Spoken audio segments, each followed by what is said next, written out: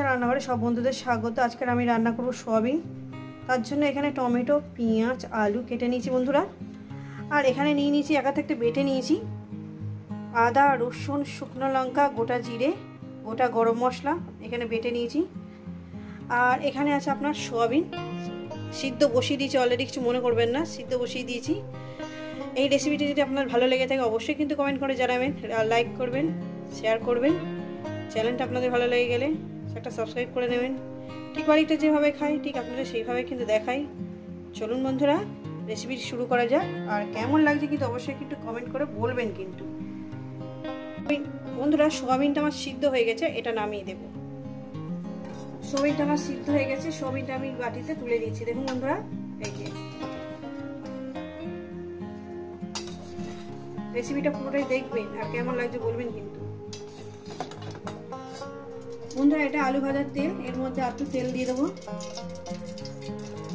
তেলটা গরম হয়ে গেছে, দিয়ে দেবো একটু হলুদ, সামান্য পরিমাণে হলুদ দিয়ে দেবো। দিয়ে দেবো লবণ, দিয়ে দেবো লবণ,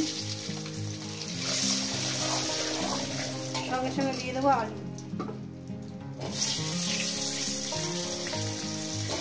আলুগুলো সুন্দর করে আমি লাল লাল করে ভেজে নেবো।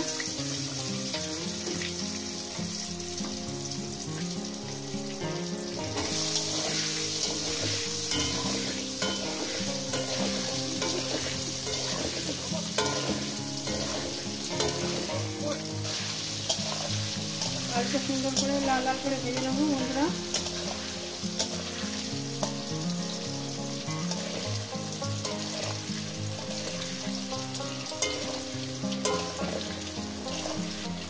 বন্ধুরা আলু ভাজাটা হয়ে গেছে।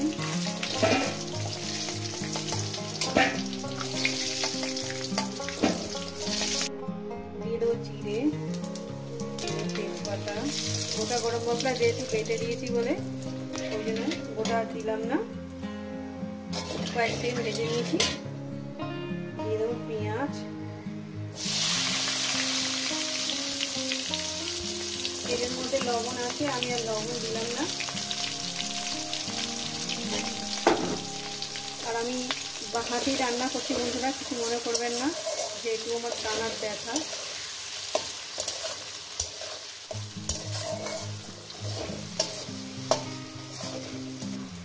দিয়ে দেবো টমেটো, টমেটোটাও আমি মিনিমাম আরো 2-3 মিনিট ভেজে নেব।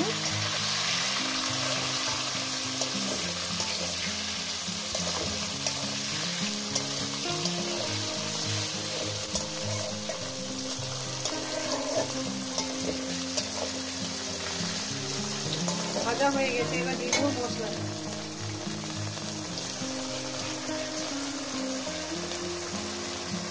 মশলা বাটি ধোয়ার জলটা দেবো, দিয়ে দেবো মশলা বাটি ধোয়ার জলটা।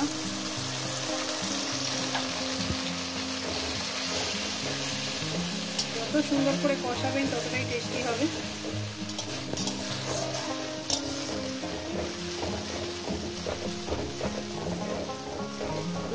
কষিয়ে নেবো।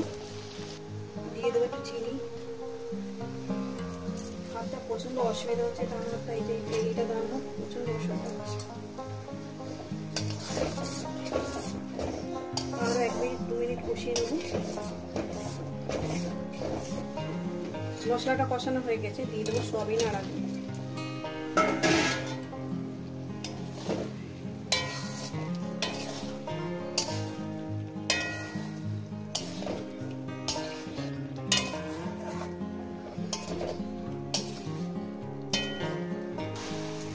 দেখেন বন্ধুরা কত সুন্দর করে মশলাটাকে কষিয়ে নিচ্ছি,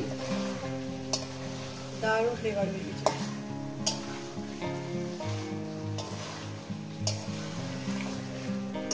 একটু মিষ্টি দিয়েছি, আরো খুব সুন্দর হয়েছে।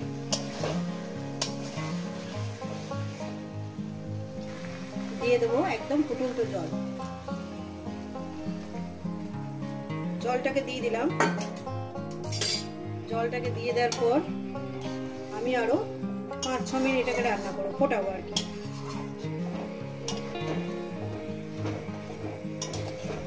দিচ্ছি আরো 5-6 মিনিট পর। পরিমাণ মতো নুনটা দিয়ে দিলাম।